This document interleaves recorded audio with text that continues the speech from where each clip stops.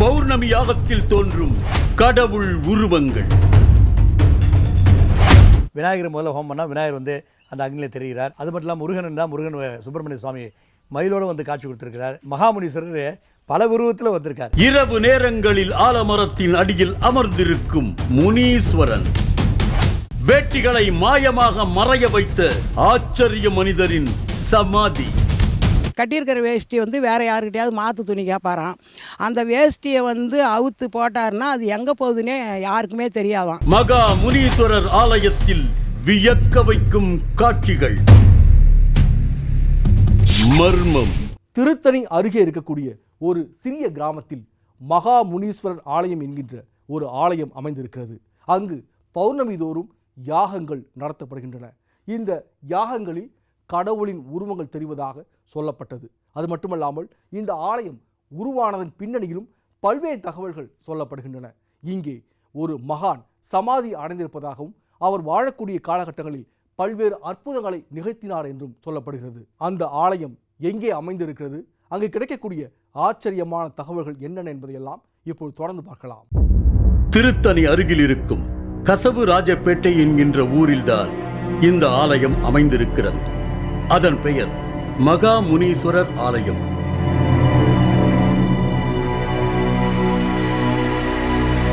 கருங்கற்கள் வைத்து வழங்கப்பட்டு வரும் நிலையில் இவற்றில்தான் மகா முனீஸ்வரர் வீற்றிருந்து அருள் பாலிக்கிறார் என்று கூறுகிறார்கள். மகாமுனீஸ்வரர் வந்து பழைய ரூபம், சிவனுடைய பழைய ரூபம். ருத்ரன் தான் முதல்ல சிவனுடைய ஒரு அம்சம் ருத்ரன். அது மகாமுனீஸ்வரர் என்ற ரூபம்ன்றது முனிவர்கள் எல்லாம் அவரை வந்து வணங்குவதற்காக ஒரு முனி என்ற முனிவராக வந்தது தான் அந்த மகாமுனீஸ்வரர் என்ற ஈஸ்வரன் தான் அவர், பரமேஸ்வரன். அந்த மகாமுனீஸ்வரர் ஆலயம் பார்த்திங்கன்னா நம்ம தமிழ்நாட்டில் ஒரு சில இடத்துல தான் இருக்குது.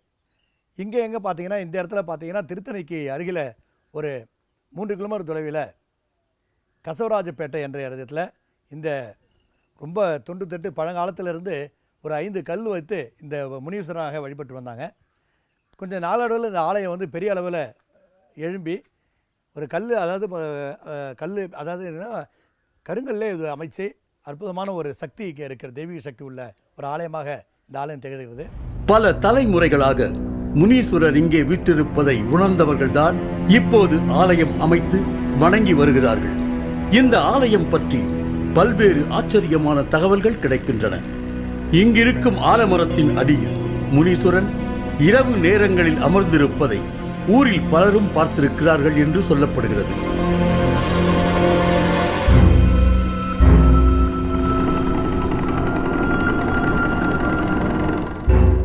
இந்த ஆலயத்தின் விசேஷம் நான் கேட்டிங்கன்னா, இந்த முனீஸ்வரர் இரவு நேரத்திலே இந்த மரத்தடியிலே வந்து அமர்ந்து அருளாட்சி புரிவராக இங்கே இருக்கிற மக்கள்லாம் பகுதியில் பழகின்ற மக்கள்லாம் சொல்லி கொண்டிருக்கிறார்கள். அவர்களுக்கு காட்சி கொடுத்திருக்கிறார். அப்படிப்பட்ட ஒரு சிறப்பான ஒரு ஆலயம் இந்த மகாமுனீஸ்வரர் ஆலயம். ஆலயத்தின் இரு புறமும் நீர்நிலைகள் காண கிடைக்கின்றன. இங்கிருக்கும் ஓர் நீர்நிலையை கல்யாண தீர்த்தம் என்று சொல்கிறார்கள். முனீஸ்வரன் ஆலயத்திற்கு வந்து இந்த தீர்த்தத்தை தெளித்துக் கொண்டால் திருமண தடை நீங்கும் என்றும் கூறுகிறார்கள்.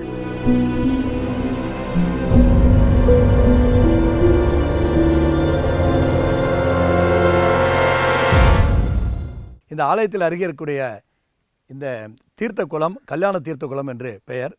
இந்த தீர்த்த குளத்தில் யார் வந்து திருமணம் தடைப்பட்டவர்கள் வந்து இங்கே வந்து தீர்த்த குளத்தில் நீராடினாலும் சரி, இந்த தீர்த்தத்தை தலையில் தெளித்து கொண்டு சென்றால் ஒரே மாதத்தில் அடுத்த பௌர்ணமிக்குள்ளே அவர்களுக்கு நல்ல ஒரு பலனை, ஒரு கல்யாணம் கூடி வரக்கூடிய ஒரு திருமண தடையை நீங்கக்கூடிய ஒரு தீர்த்த குளமாக இந்த கல்யாண தீர்த்த குளம் இருப்பது என்ற விசேஷமாகும்.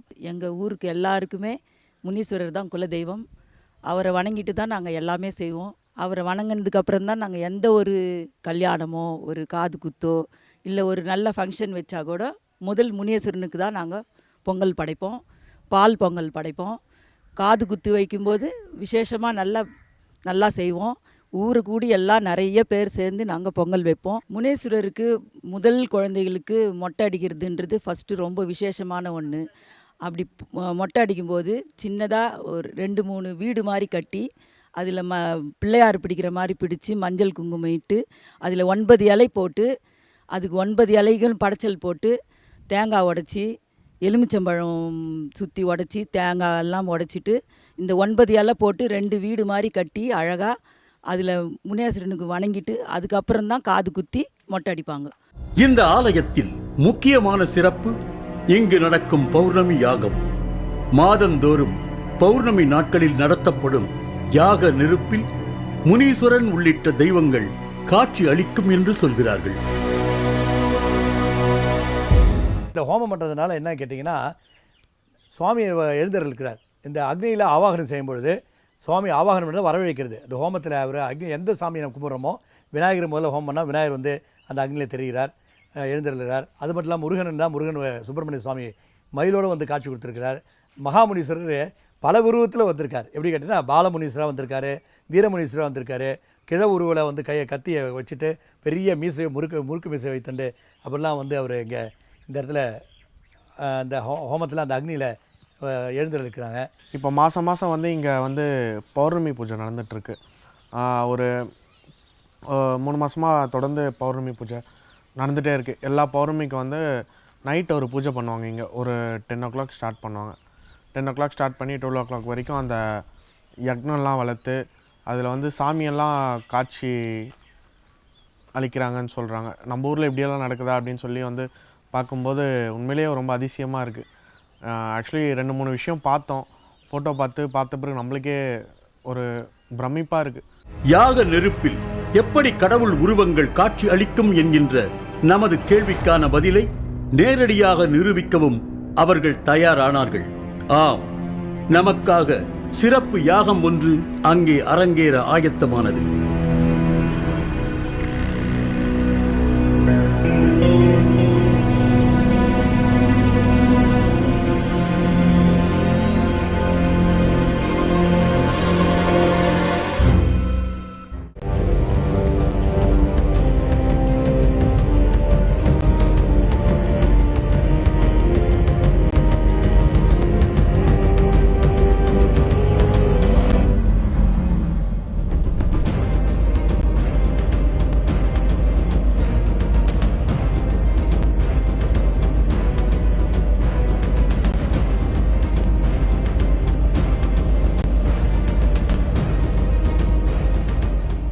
இந்த ஹோமகுண்டம் அமைத்து முதல்ல என்ன கேட்டிங்கன்னா, காட்டில் விளையக்கூடிய அந்த மூலிகை பொருள்கள்லாம் இந்த ஹோமத்தில் நாங்கள் ஆகுத்தியாக இறைவனுக்கு அந்த மகாமுனீஸ்வருக்கு கொடுக்குறோம். அது மட்டும் இல்லாமல் நவதானிய வகைகள், பழ வகைகள், இதெல்லாம் சுத்தமான நெய் இதெல்லாம் போட்டு இந்த ஹோமம் பண்ணுறோம். சுருட்டு உள்ளிட்ட பல பொருட்கள் அங்கே காண கிடைத்தன.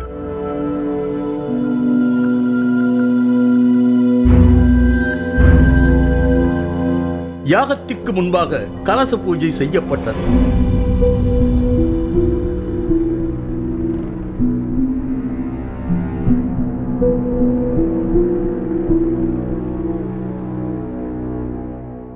ஓம் குரு பிரம்மா குரு விஷ்ணு குரு மகேஸ்வரः குரு சாட்சாத் பரபிரம்மா தஸ்மை ஸ்ரீ குருவே நமக.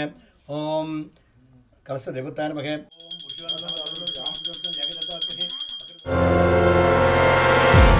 இந்த கலசத்தில் வந்து 3 கலசம் 1 கலசம் இப்படிலாம் வச்சு இந்த ஹோமம் பண்ணுவோம். பௌர்ணமி தினத்தில் 3 கலசம் வைத்து இந்த சுவாமிக்கு செய்யப்படுகிறது.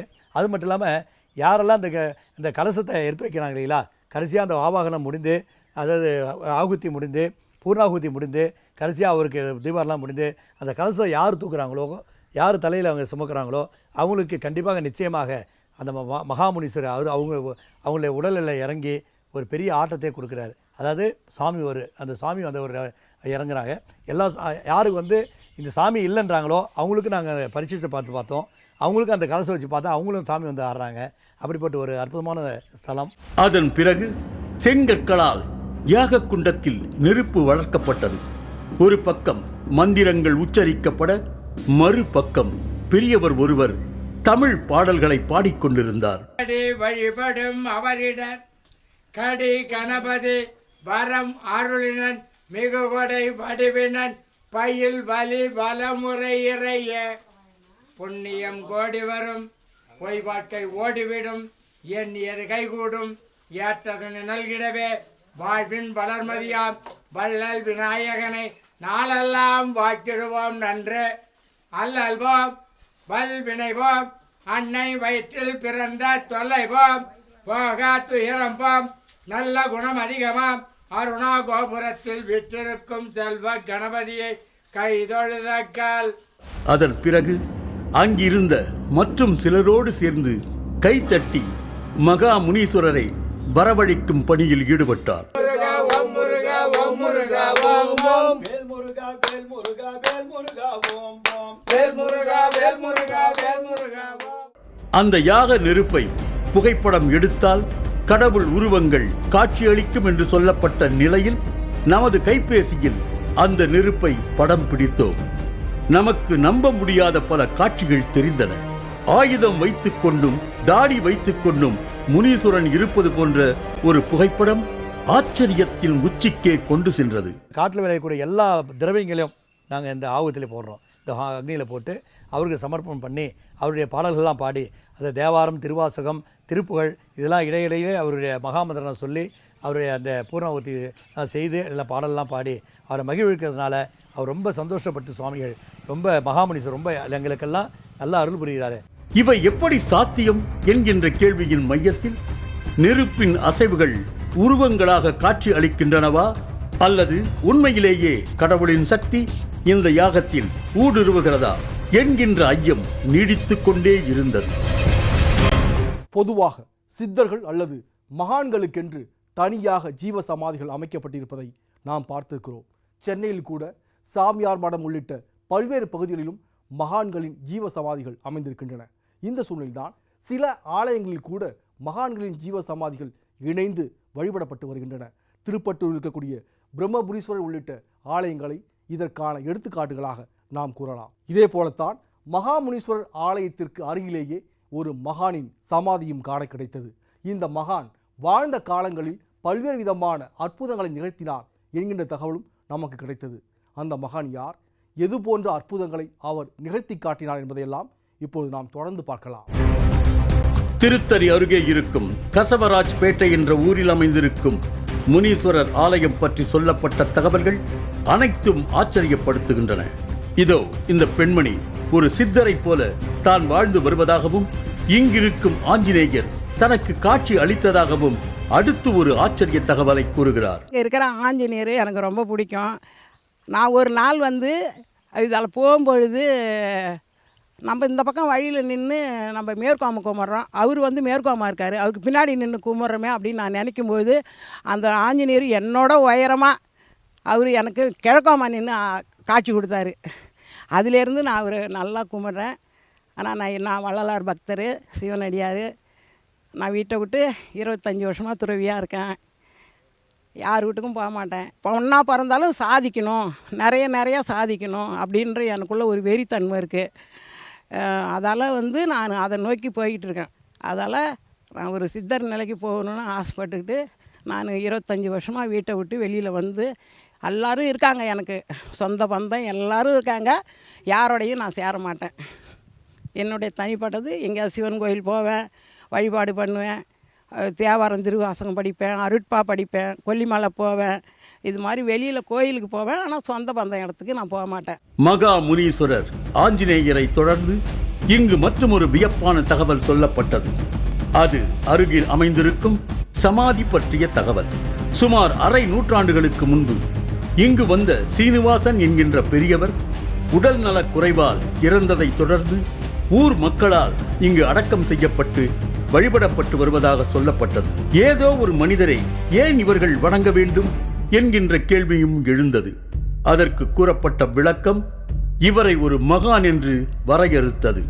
ஆம், அங்கு இருந்தபோது பல அற்புதங்களை இவர் செய்திருக்கிறாராம். தேள்கடி உள்ளிட்ட விஷ பாதிப்புகளை குணப்படுத்தியது, தான் கட்டி அவிழ்த்த வேட்டிகளை மாயமாக செய்தது போன்ற பல அற்புதங்களை இவர் புரிந்ததாக கூறுகிறார்கள். வளர்ப்புறத்துலேருந்து சீனிவாச ஐயங்காரன்னு சொல்லிட்டு இங்கே இருந்தார். இங்கே இருந்து அவர் அப்பப்போ பஜனை கஜனை பண்ணுவார். ஊரில் ஒரு எல்லார் வீட்டில் யார் வச்சாலும் சாப்பிடுவார், செய்வார். அந்த மாதிரி இருந்தார். நல்ல ஒரு சக்தி உள்ளவர். அவர் சொல்லுவாங்க, ஒரு தேள் கட்சிதன்னா அப்படின்னா போயிடுமா அவர். அந்த அளவுக்கு சக்தியானவர் அவர். அவர் வேஷ்டி வந்து அவர் இடுப்பில் கட்டியிருப்பாராம். ஒரு கட்டியிருக்கிற வேஷ்டி வந்து வேறு யாருக்கிட்டையாவது மாற்று துணி கேட்பாராம். அந்த வேஷ்டியை வந்து அவுத்து போட்டாருன்னா அது எங்கே போகுதுன்னே யாருக்குமே தெரியாதாம். அவர் ஒவ்வொரு நாளும் அதுமாரி அவர் மாற்றி கட்டும் போதெல்லாம் அந்த வேஷ்டி எங்கே போகுதுன்னே அது எடுத்து போடுற துணி தெரியவே தெரியாதான் யாருக்குமே. அது ஒரு பெரிய அற்புதம். அது மட்டுமல்லாமல் இறந்த பிறகும் 48 நாட்கள் கழித்து இந்த சமாதியை தோண்டி பார்த்தபோது அவரது உடல் கெடாமல் அப்படியே இருந்ததென்றும் கூறுகிறார்கள். அவர் வந்து முதல்ல அங்கிருந்தப்போ சிம்மையானந்த சாமி கிட்ட குரு உபதேசம் பெற்றவர் அவர். இங்கே வந்த பிறப்பு இருந்து அவர் காலமாயிட்டார். அது வந்து ஊர் பொதுமக்கள் இங்கே எடுத்துன்னு வந்து அடக்கம் பண்ணாங்க. அது வந்து வருஷம் வருஷம் பூஜை தவறாமல் நடந்தது. 48வது நாள் திறந்து பார்க்கும்போது நல்ல அவருடைய ஒரு கடவுளுக்கு எப்படி ஸ்மெல்லு, அந்த அற்புதமான ஒரு ஸ்மெல் வந்தது. விபூதி, அதாவது சென்ட்டு ஸ்மெல் வந்ததான். அதே மாதிரி வருஷம் பருப்பு ஒரு வருஷத்துக்கு பிறகு திரும்பி வந்து திறந்து பார்த்தாங்க. அதே மாதிரி இருந்தது. 48வது நாள் வந்து ஒரு பெரியவர் எனக்கு சொன்னார், 4 பேர் உட்கார்ந்து அங்கே அந்த பூஜையாண்ட அந்த பூஜை பண்ணும்போது அங்கே விளக்கு வச்சா அந்த 4 வாட்டி ஏய்ந்து உட்காந்துதான். அந்த மாதிரி அற்புதம் நடந்திருக்கு. அதை வச்சு இதை வந்து இங்கே சக்தி இருக்குது சொல்லிட்டு அதை வந்து கட்டினாங்க. 4 பக்கம் கல் நட்டாங்க. அதிலேருந்து பூஜை தொடர்ந்து நடந்துன்னு வந்துருக்கு.